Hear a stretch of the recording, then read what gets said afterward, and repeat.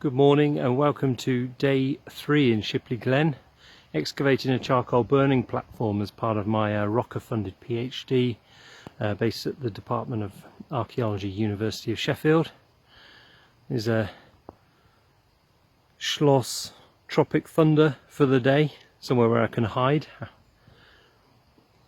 And earlier in the week, or 2 days ago, we were excavating in this roughly rectangular area there. And now I'm down on that particularly steep slope, especially so after all the rain we had yesterday and this morning. But everything's gone according to plan. Just in a phase of recording now, so what I have there is that white line you see there is what should be horizontal or flat ground. So what I'll be doing is measuring off that down to work out the angle of the slope and be able to draw a cross section of the trench.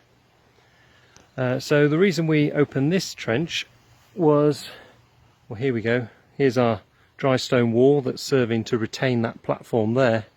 And if you imagine a clamp of timber on here, set alight, burnt to create charcoal, when that process was done and they were ready to extract the charcoal, they then want to prepare and get this level platform ready for the next firing.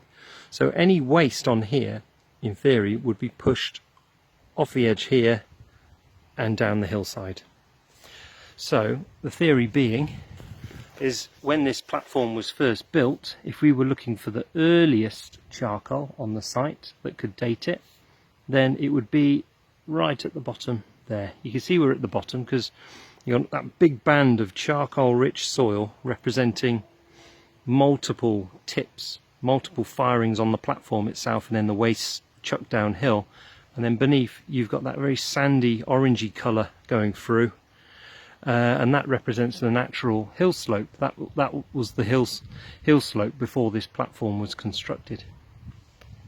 So I've had tons of charcoal coming out, some right whoppers, stuff like that. It's not going to focus, is it? Ugh. I'll pop it on there. Let's try again. There you go. So whoppers like that. But the charcoal we really want for radiocarbon dating is something we called roundwood. It's in fact the whole or part of a twig, so you've got the full diameter there. You can see, I hope you can see, all of the little growth rings in there. And I had a quick count up, and this is about 17 years old when it was turned to charcoal. And because it's such a short lifespan, when we send that to the labs for radiocarbon dating, we can get a much more accurate date than we would from perhaps a big chunk like this that could potentially have come from anywhere within a tree.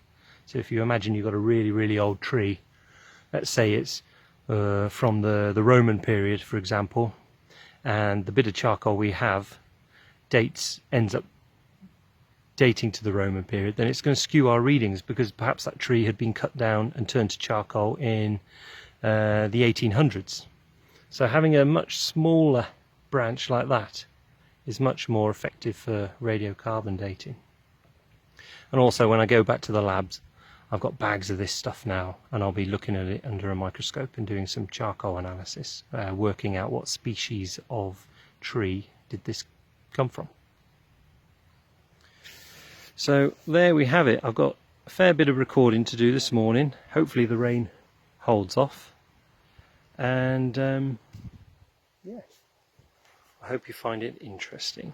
I shall certainly be putting a website together at some point, and kind of recording all of my, there you go, hey, hello, certainly be putting a website together at some point and recording my kind of escapades in the woodlands over the coming months and years. Anyway, ta-ra, bye.